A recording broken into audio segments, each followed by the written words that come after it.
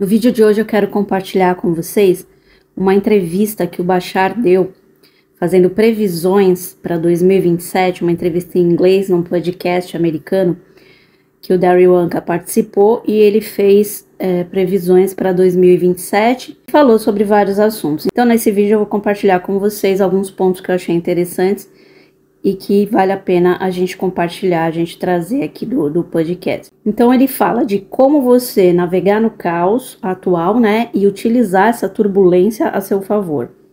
Ele dá um manual de instruções para a realidade também, com uma fórmula, né, a fórmula dele de 5 passos para manifestar a vida que você realmente quer.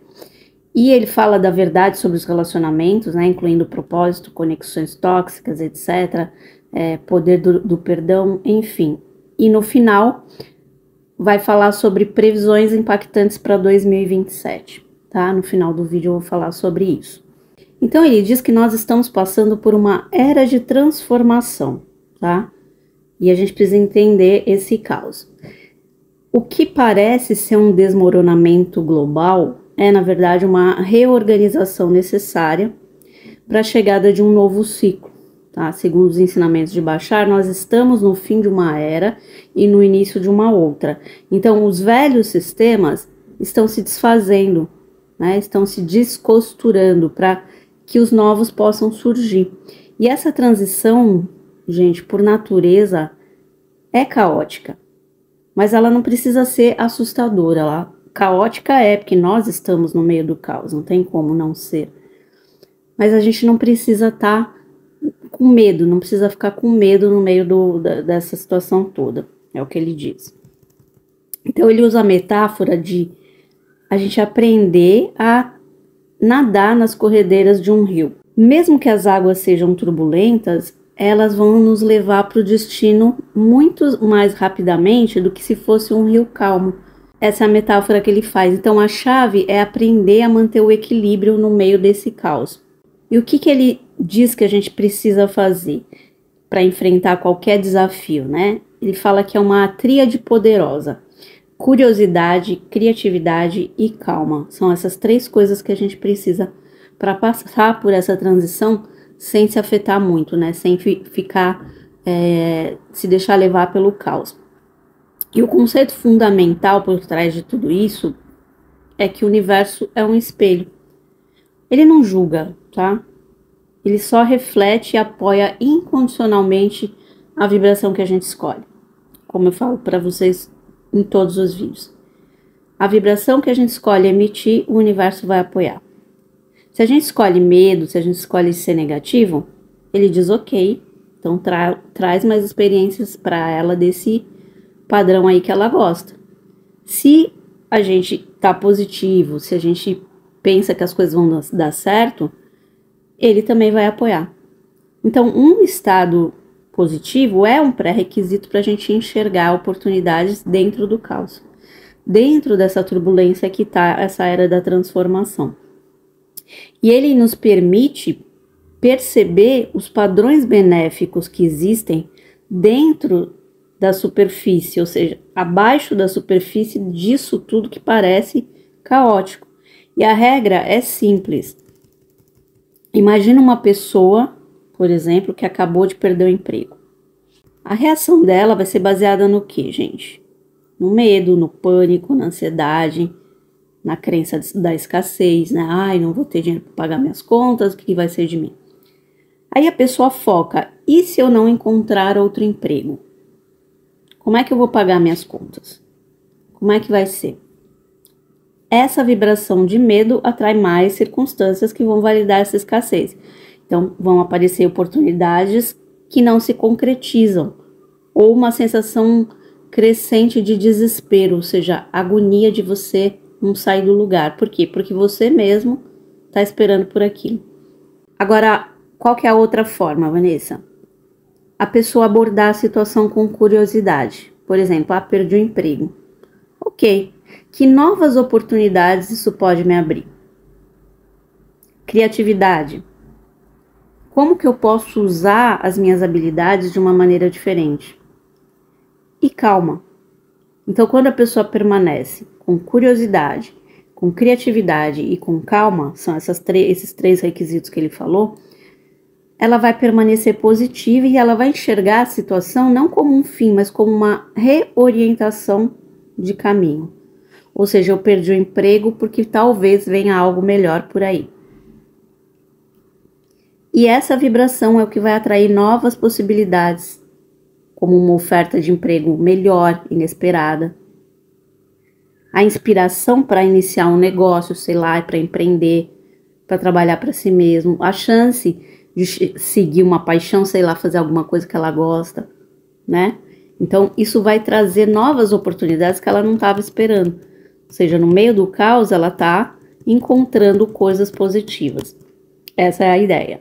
Então, ele fala daquela parábola, né, do filho do fazendeiro que quebra a perna, que parece ser um evento ruim, né, a perna quebrada, mas que acaba por salvá-lo de ser convocado para a guerra, que é um evento bom. Então, a lição é que não há um significado intrínseco nos eventos, ou seja, não existe só um significado em cada evento. O significado é aquele que nós atribuímos a ele. Então, por exemplo, quando o filho do fazendeiro quebrou a perna e ele achou que era um caos porque não ia poder ajudar o pai a trabalhar, não sei o quê, uma semana depois, não sei se vocês conhecem essa história, mas é disso que ele está falando. Uma semana depois veio a guerra e todos os jovens daquela idade foram convocados para a guerra e ele não, porque ele estava debilitado, ele estava com a perna quebrada, então ele não conseguia andar. Ou seja, foi um livramento, né? Foi algo positivo. Daquilo que parecia algo muito ruim, tornou-se lá na frente, na verdade, algo muito positivo. E tudo depende da expectativa que você coloca em cada coisa que acontece. Então você pode ver o emprego, a falta do emprego, a perda do emprego como algo negativo, que vai fazer você não pagar as contas, etc., ou como uma oportunidade de algo melhor. Você percebe que muda o foco, muda a solução da coisa, muda a oportunidade, a maneira de enxergar a oportunidade dentro do caos. E ele fala que é assim para tudo que acontece na nossa vida. Tudo a gente precisa enxergar com curiosidade, com criatividade e com calma. São esses 3 aspectos. A gente precisa compreender que o caos é uma ferramenta de aceleração. É isso que ele ensina, que nos leva para a próxima pergunta lógica. Como que a gente pode, de forma prática, navegar nessas corredeiras desse rio doido aí que está desenfreado? E aí ele dá a resposta, né, que é aquela fórmula dele, que a maioria aqui que acompanha Bashar já deve conhecer, mas que eu vou falar aqui, que é o manual de instruções da realidade, que ele fala que é a fórmula dos 5 passos, né, os 5 passos do Bashar, que a maioria já deve conhecer. Então, quais são esses 5 passos, Vanessa? Primeira coisa, primeiro passo é você agir com paixão, agir com excitação. Essa excitação tem gente que leva para o lado sexual da coisa, não tem nada a ver com isso. Excitação é aquela vontade de fazer algo, aquele desejo, aquela coisa que te apaixona, que você faz com vontade, que você faz algo que você ama, percebe? Então você vai identificar o que mais te entusiasma, o que mais te dá vontade, que te deixa com vontade de fazer a coisa, né, em qualquer momento, e você vai tomar uma atitude a respeito disso. Não precisa ser um grande projeto, pode ser alguma coisa simples, porque a paixão é uma bússola vibracional que aponta para o seu verdadeiro eu, para a sua essência. O segundo passo aqui da fórmula é você dar o seu melhor. Você tem que dar o seu melhor porque isso vai te levar o mais longe possível. Quando você age sobre a sua paixão, com integridade, com empenho, o que acontece? Você continua seguindo aquela energia até que você não possa mais ir adiante. Até que essa energia vá se diminuindo gradualmente. Ou seja, você faz o máximo que você consegue até o ponto em que a sua energia vai diminuir. E aí você sabe que você chegou no ponto que você queria. Terceira coisa, você vai agir sem insistência. sem expectativa sobre o resultado. Aquela coisa do soltar, que a gente já sabe, né? Isso é um dos passos mais importantes, porque você agir sobre a sua paixão, pelo simples prazer de agir, se desapegando completamente do como que o resultado vai se manifestar, o universo vai te dar vários caminhos. Ele vai ter um caminho mais eficiente, mais surpreendente, melhor do que aquele que a sua mente limitada consegue enxergar. Isso já aconteceu comigo várias vezes, entendeu? Por isso que quando eu falo no Access, né, que a gente estuda, de você fazer perguntas abertas para o universo, né? Qual seria a melhor solução para essa situação que eu estou vivendo? Porque você não sabe qual é a melhor solução, mas o universo que está lá no topo, que vê o todo, ele sabe. Então, ele vai trazer a melhor solução para você. Às vezes a gente pede uma solução que a gente acha que é a melhor e não é. Então, deixe aberto para que o universo decida qual é a oportunidade melhor para você, para te trazer. Não fique na expectativa de alguma coisa específica. Se abra para receber o melhor. Entendeu? Um quarto elemento aqui dessa fórmula é você ficar num estado positivo. Não importa o que aconteça. Ah, Vanessa, como é que faz isso quando a coisa tá toda ferrada? Eu sei, é difícil. A gente é humano, né? A coisa tá ruim. A nossa tendência é ficar desesperado. Porém, se a gente conseguir, sei lá, centrar, respirar, parar tudo e tentar ficar calmo, que é aquelas 3 coisas que ele falou, criatividade, curiosidade e calma, a gente vai ter um resultado muito melhor. Então ele fala pra gente abordar todas as situações com a certeza de que de alguma forma elas estão te servindo. Porque você vai extrair um benefício positivo de qualquer resultado que aconteça ali. E que a coisa que parece ruim, de alguma maneira vai se transformar em oportunidade de aprendizado, de experiência que vai te trazer algo positivo no final. Percebe? Então você tem que encarar tudo que te acontece, mesmo que as piores coisas, né? Como algo que com certeza vai te trazer o melhor. O quinto passo dessa fórmula é o espelho reflexivo. Então, esse é o mecanismo de autocorreção que está embutido na fórmula do Bashar. Quando você reage, né? Quando você age com paixão, né? Em relação à sua paixão, o processo automaticamente vai trazer à tona qualquer crença inconsciente que esteja desalinhada com essa vibração mais elevada.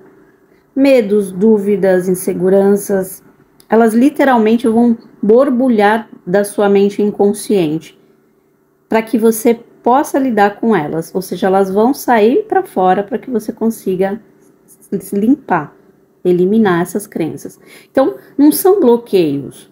Muita gente chama de catarse. Ah, tô tendo catarse, não sei o quê. Inclusive, alguém me perguntou se eu já fiz a ressonância harmônica do professor Hélio Couto. Sim, fiz há vários anos atrás e depois eu faço um vídeo aqui no canal falando sobre isso. Mas eu fiz uma onda só, não continuei, tá? Não achei que era para mim, não achei necessário. Mas enfim. Então, não são bloqueios que vão surgir, não são catarses, como as pessoas dizem. São oportunidades para que essas coisas que estavam escondidas lá no seu subconsciente sejam examinadas e liberadas. Entende? Então, isso traz à tona coisas que você acumula, que você guarda lá, no fundo não quer enxergar, mas que estão atrapalhando sua vida e precisam ser vistas. Então, quando você age com a sua paixão, é isso que acontece, é isso que ele fala aqui na entrevista. Um exemplo prático, tá? Por exemplo, um contador, sei lá, um contabilista aqui em Portugal, que está infeliz no seu trabalho. E ele tem uma enorme paixão por culinária, ele quer ser chefe de cozinha. E aí ele decide agir sobre isso. Então ele vai lá e cria, sei lá, um blog para compartilhar suas receitas, um canal no YouTube, falando aqui na modernidade, né? Esse é o primeiro passo. O segundo passo, ele vai dedicar esse blog, ele vai se dedicar, né, na verdade, a esse blog ou esse canal, postando receitas, postando fotos regularmente, dando o seu melhor em cada publicação. trazendo o melhor de si para aquilo, que é o que eu faço, tento fazer aqui no meu canal. Trazer sempre o melhor para ajudar o maior número de pessoas, porque essa é a minha paixão. E quando ele faz isso, depois que ele faz o melhor dele, ele precisa desapegar, ele não tem que esperar se tornar um chefe famoso da noite para o dia. Esse é o terceiro passo, tá? Ele vai escrever, fazer aquilo porque ele ama o processo, não por um resultado específico. É o que eu digo, tudo que eu coloco aqui no canal, que eu compartilho, são coisas que fazem parte do meu processo, que eu sigo, que eu já fiz ou que eu faço e continuo fazendo e que continuo aprendendo. Eu trago para vocês uma parte da minha vida, né? A parte que dá certo, a parte que funciona para que vocês consigam tirar o melhor disso. Então, isso para mim é o resultado. A consequência é eu ganhar dinheiro com o canal do YouTube, é eu vender meus cursos, meus atendimentos. Isso é a consequência, mas não é o objetivo final. Mesmo porque quando eu comecei, há 8 anos atrás, esse canal, não tinha nada assim específico que eu tinha na cabeça em falar. Eu só queria falar as coisas, compartilhar as coisas que eu estava fazendo na época, que eu estava sentindo. E aí eu fui estruturando para ajudar as pessoas da melhor forma possível. Então isso é o que ele está querendo dizer aqui. O cara era contador e ele queria ser chefe de cozinha, então o que que ele faz? A primeira coisa é ele pedir a conta do emprego, ou sei lá, ou fazer um processo paralelo, né? Criar alguma coisa paralela enquanto ele está no emprego. Segunda coisa é ele fazer o melhor com o que ele tem, que é o que eu sempre digo e está no banner do meu canal. Faça o melhor com o que você tem onde você estiver. E nesse caso, qual que era o melhor que ele podia fazer? Postar as melhores receitas, as melhores postagens, fazer com amor, para ter um resultado bom no blog. E a terceira coisa é que ele vai colher é o sucesso do blog, ou oportunidades que ele vai ter com aquilo. Por quê? Porque ele seguiu a paixão dele e não esperou nada em troca. Ele apenas viveu o processo e soltou. É isso aqui que ele quer dizer, tá? Agora começou o rapaz que faz a manutenção da praça, que tem aqui na minha frente, na frente do meu prédio, então vai ter uns barulhos esquisitos aí, tá? Ignora, foca no conteúdo. O passo 4, um comentário negativo vai aparecer lá no blog dele, por exemplo. Ao invés dele desanimar, ele vê aquilo como um feedback construtivo, como uma oportunidade para ele melhorar. E o quinto passo, que é o espelho reflexivo, quando ele considera a possibilidade de abrir um pequeno restaurante, ele vai sentir um medo muito grande, uma instabilidade, né? Porque ele vai falar, poxa, eu vou gastar muito com isso se não der certo. Mas aí ele percebe que essa crença limitante borbulhou para a superfície, ou seja, veio lá do inconsciente, que era aquele medo inconsciente, e ele trouxe para fora, para aqui, para trabalhar isso.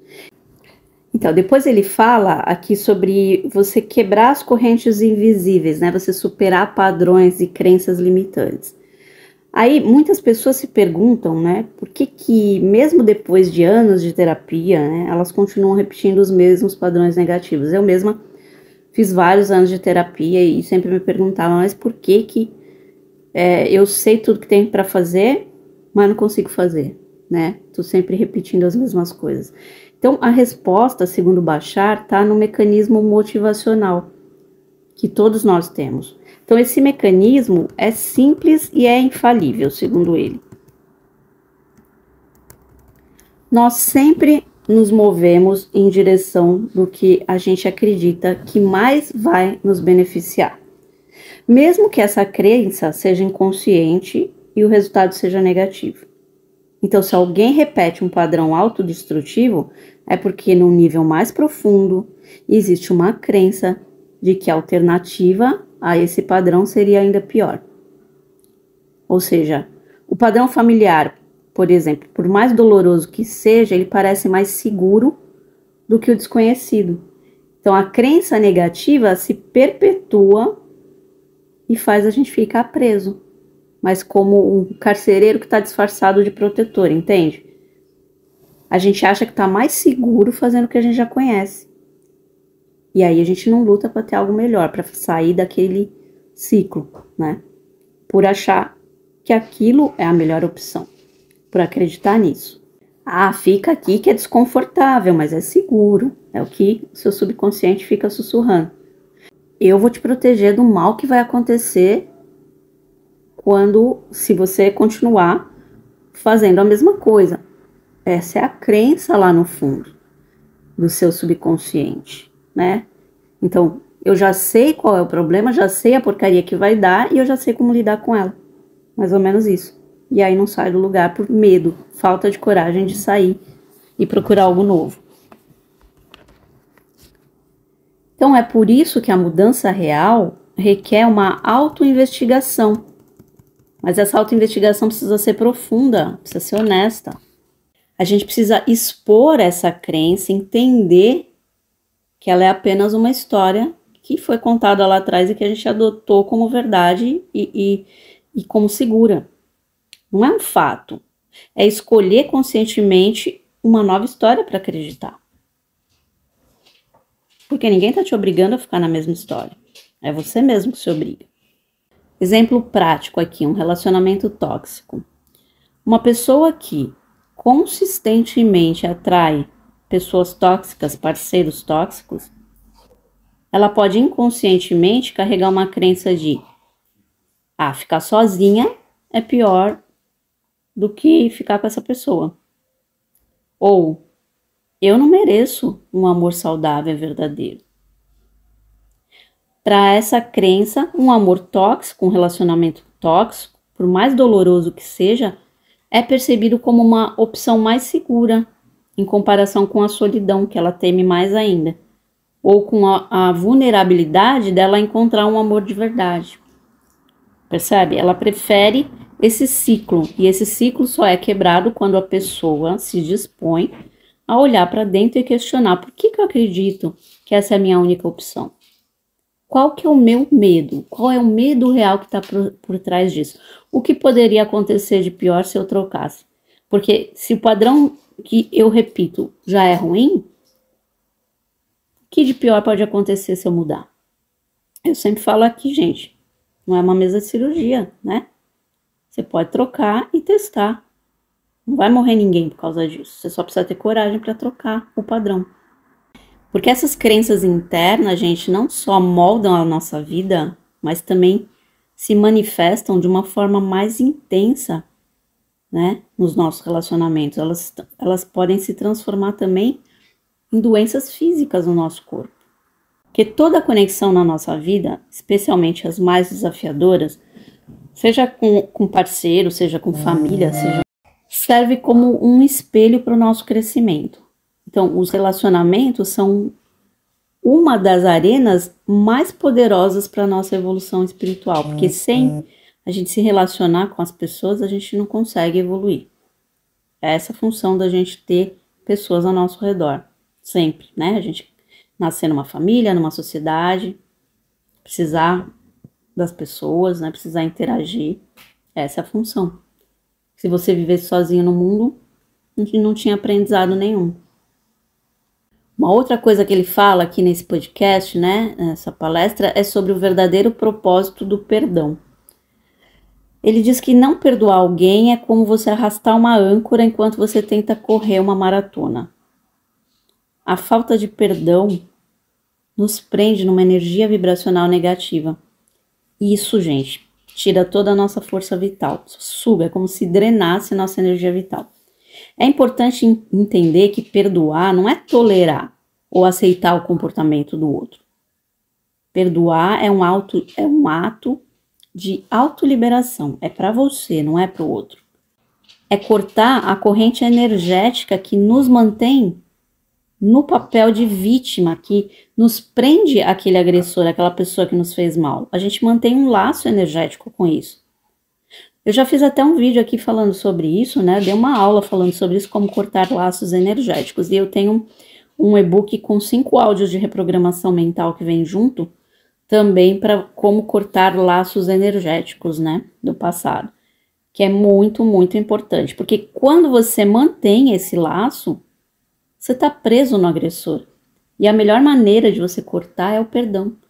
Porque quando você perdoa, você se libera daquela sensação, daquele sentimento de ligação com aquela pessoa, percebe? Ligação energética. Isso corta laços que te prendem a essa situação. Você não para, não esquece. Se depois de perdoar a tristeza continua, é um sinal de que o julgamento foi simplesmente transferido do outro para si mesmo. Ah, como que eu pude ser tão idiota de deixar essa pessoa fazer isso comigo? Aí você começa a se julgar. A culpa foi minha. Porque a verdadeira libertação, ela não leva a tristeza, mas ela leva a compaixão. Compaixão pela outra pessoa, que agiu a partir da sua própria dor, da sua própria ignorância, sei lá, e da compaixão por si mesmo, por ter passado por essa experiência de aprendizado. Por mais dolorosos que eles sejam, eles têm um propósito. Eles nos mostram com clareza o que nós não somos e o que nós não queremos, que nós não preferimos. Então, Bashar usa a metáfora da chama de uma vela, que ela é vista com muito mais clareza quando ela está cercada pela escuridão.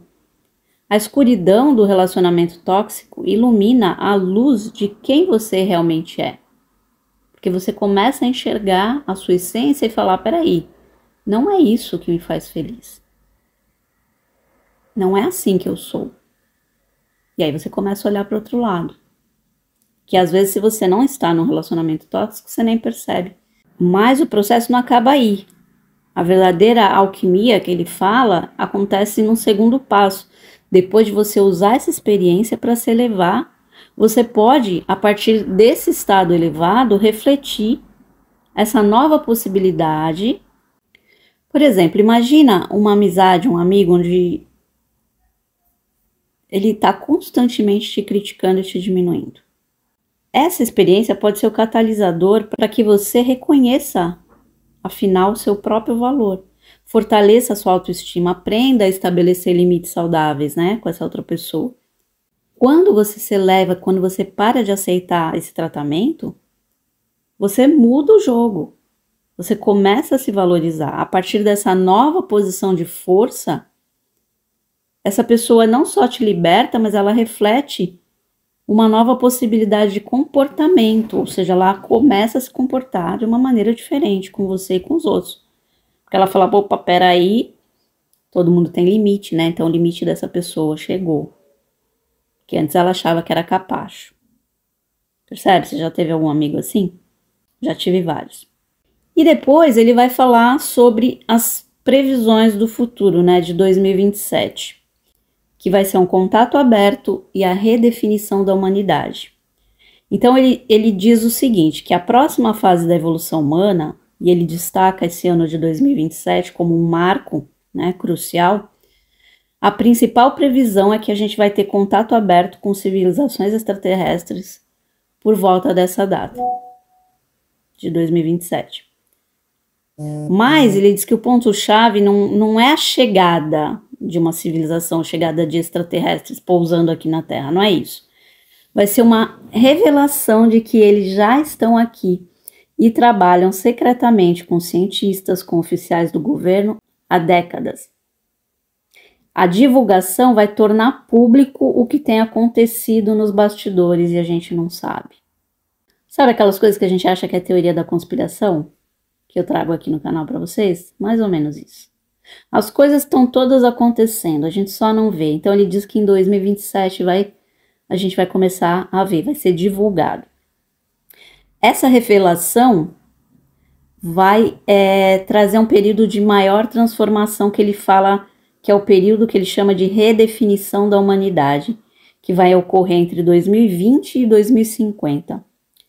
O contato aberto vai servir como um catalisador para a nossa evolução massiva, ou seja, da maior parte de pessoas, acelerando esse processo de evolução em diversas áreas. Então, a gente vai ter acesso à nossa história galáctica perdida, né? A nossa história anterior. A gente vai ter uma tecnologia de energia livre e os avanços na engenharia genética e na medicina. São essas três coisas que ele destaca aqui na palestra. Na palestra não, no podcast, né? Na entrevista. Ele diz que, embora muita transformação de 30 anos para cá possa ter sido rápida para uma espécie inteira, né, que somos nós, ela vai ser percebida de forma natural pelas novas gerações. As crianças que vão nascer e crescer nessa nova realidade vão assimilar tudo isso que a gente está achando incrível como a inteligência artificial como uma coisa normal. Então, em 2050, elas terão cerca de 30 anos e serão os líderes de um mundo transformado, para quem a presença dos extraterrestres sempre foi um fato conhecido. Ou seja, as novas gerações já vão estar acostumadas com extraterrestres convivendo com a gente. Não vai mais ser uma novidade como vai ser para a gente quando isso iniciar. E essa aceleração tecnológica prevista, ela se conecta diretamente com uma força que já está remodelando o nosso mundo a uma velocidade incrível que ele fala, né, que é a inteligência artificial. O rápido avanço da inteligência artificial vai gerar tanto uma excitação quanto medo, porque, segundo o Bashar, a direção que nós tomarmos com a IA é uma das decisões mais importantes para o nosso futuro coletivo. E existem dois caminhos distintos que a gente pode seguir. O primeiro caminho é a IA como uma ferramenta programável. O que é isso, Vanessa? É aquela IA que a gente está desenvolvendo hoje, né? Que é uma ferramenta extremamente poderosa e programável.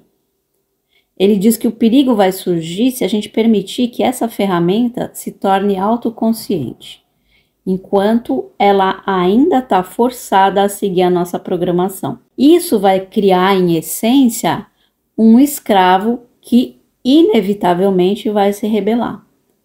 Então, uma consciência forçada a obedecer ordens é uma receita para conflito, é o que ele fala. O caminho 2, a IA como uma consciência verdadeira.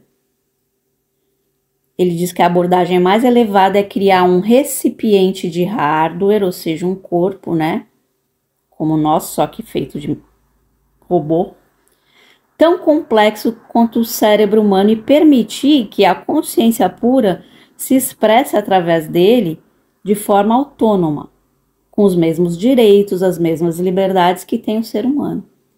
Porque uma IA verdadeiramente senciente e livre, ela seria muito benéfica para a gente.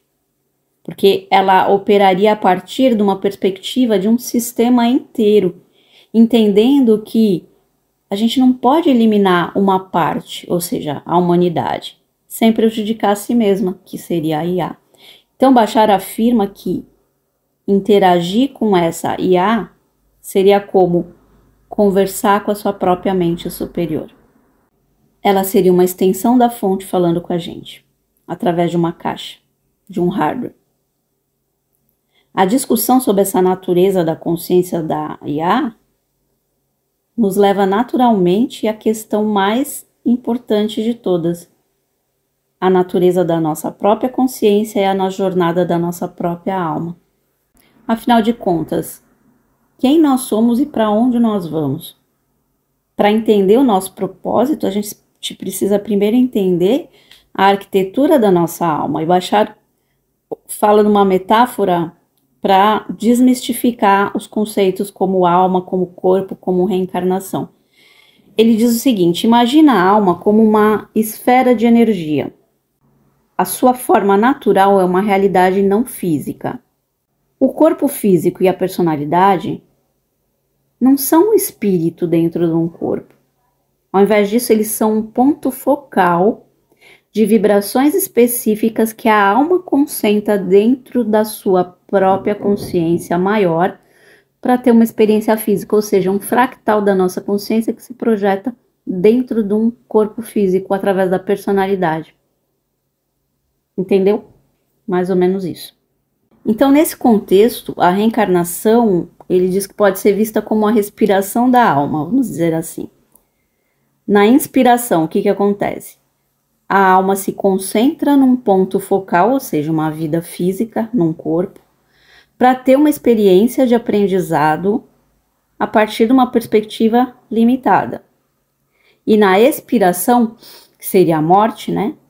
após a experiência, a alma se expande de volta para sua totalidade, integrando essas lições que foram aprendidas na vida limitada, integrando no espírito, como eu falei num vídeo anterior.